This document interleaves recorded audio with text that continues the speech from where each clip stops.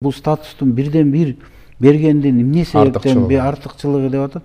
Бул жерде инвесторлорду тартканга да мүмкүнчүлүк бар. Анткени бул салыктан бошотулат. НДС салыгынан бошотулат.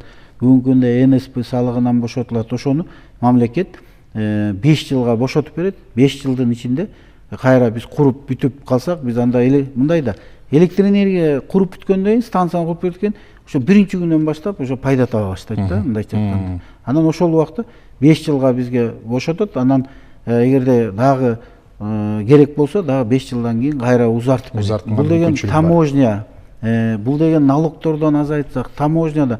Анан ГЭС курганда билесиңер, жер берилет.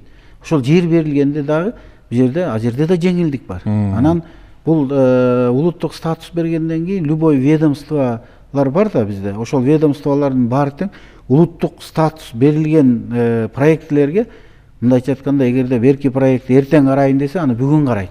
Бул ылдамдатуу биздин, өзүңөр көрүп атасыңар, азыр биздин өзгөчө көңүл борбордо тура турган. Бул убактыбыз абдан аз. Ошон үчүн бул улуттук статусту мен ойлойм ушул 3 проектке берди. Бул аябай, мындайча айтканда, бизге дагы бир жолу жардам, дагы бир жолу мындай кошумча ушуну батыраак ишке киргизгенге.